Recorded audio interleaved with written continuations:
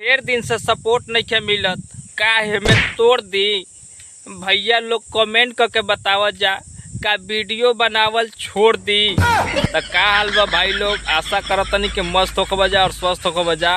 ई आवाज़ इतना मने वायरल होता आ ये पर खेसारी भी अभी गाना गा दिले बना। एगो गरीब औरत के मने आवाज़ हवे और बहुत गरीब घर से मने बिलोंग करेली।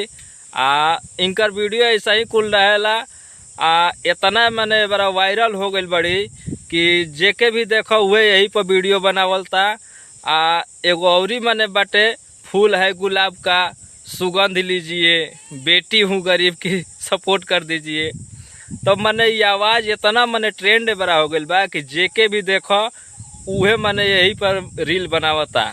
खेसारी भी है तो मने इनकर पर गाना बना के ये आवाज़ पर और मने इनके अच्छा वायरल कर दिले बना। और खेसारी भैया के हम कहम कि बहुत बहुत बढ़िया काम कैला है। तक धन्यवाद हम दियल चाहतनी कि ऐसा गरीब आदमी के सपोर्ट कर तरह की थोड़ा ओकर आवाज़ से भी ओकर चैनल पर कुछ प्रभाव पड़ी या लोग सपोर्ट मने करी गरीबन के। पहले तो मने बनैना इनकर आवाज़ पर रोकी भैया, वो मशहूरे हवन, अच्छा वीडियो बनावे न। तो भाई रोकियो भैया के हम धन्यवाद कहम कि ऐसा क्रिएटरन के छोट जो वीडियो बनावे वाला बाटे ओके सपोर्ट कर तरह जा और आगे बढ़ावा तरह जा।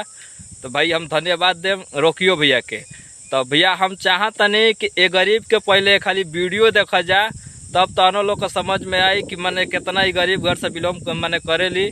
भैया देखो हम केहू के वीडियो बनावे नहीं तो चाहे नहीं कि उनके सपोर्टे मिले और उनके सहयोग मिले। तो हम चाहम कि इनकरों के ऐसा ही सहयोग बनैले रह जा, दुलार प्यार बनैले रह जा।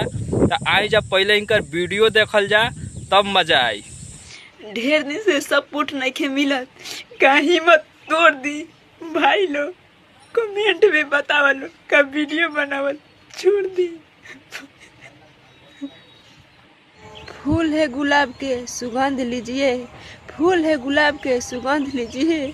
अब बेटी है गरीब के सपोर्ट कर दीजिए, पत्नी है गरीब के सपोर्ट कर दीजिए, बहू है गरीब के सपोर्ट कर दीजिए भैया, फॉलो कर दीजिए भैया। बहुत गरीब है भैया, आप लोग से क्या बताएं, काला से कहाला ना भैया,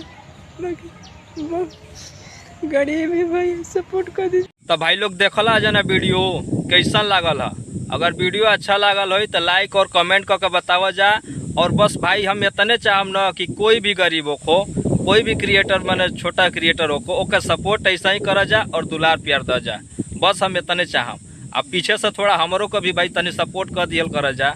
ये लिए कि अभी 510 को सब्सक्राइबर हो गए बढ़ा जा, ओकरा खातिर दिल से धन्यवाद भाई लोग सपोर्ट करे खातिर। ऐसा ही आप लोग के वीडियो मिलल करी, जितना वायरल वीडियो होगा तो वैसा ही आप लोग का वीडियो डालल करम, बतावल करम और देखावल करम। तो कैसा लागल है कमेंट करके एकदम बतावा जा और गरीबन के ज़्यादा से ज़्यादा भाई सपोर्ट करा जा।